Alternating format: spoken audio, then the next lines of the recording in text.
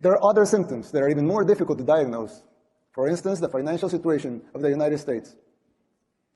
When I talk to my conservative friends right here, they always tell me that the problem is high taxes, but they're wrong. Of course, high taxes are extremely high here in the United States. I give you that. You're right in that.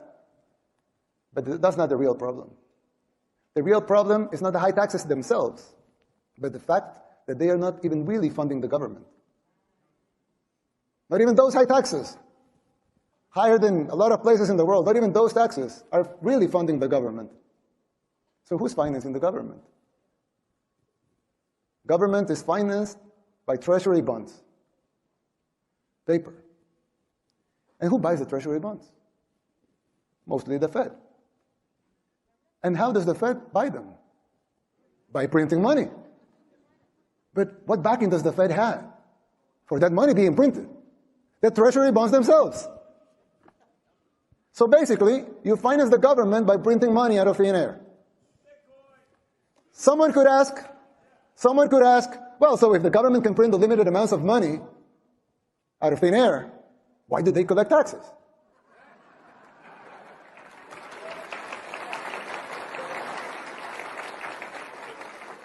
I mean, in theory, it would make sense, right? If they can print unlimited amounts of money, why would they need taxes for? The answer is simple, but it's very shocking.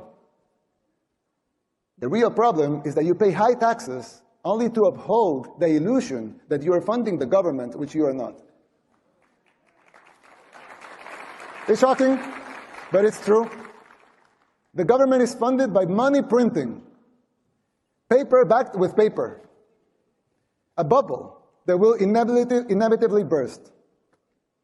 The situation is even worse than it seems, because if most Americans and the rest of the world were to become aware of this farce, confidence in your currency would be lost, the dollar would fall, and the Western civilization with it. If the next president of the United States doesn't make the necessary policies and structural changes, sooner or later that bubble will burst. There's still time. You don't have to make the same mistakes we did in the 60s and the 70s. You can still jump before the water boils. Winning the election isn't enough to solve these problems. They will not simply go away as a consequence of an electoral result. It would take a total re-engineering of the government, top to bottom. It will entail making difficult decisions, like the ones we made in El Salvador since 2019, and they're already paying off. It will be hard. The system will push back.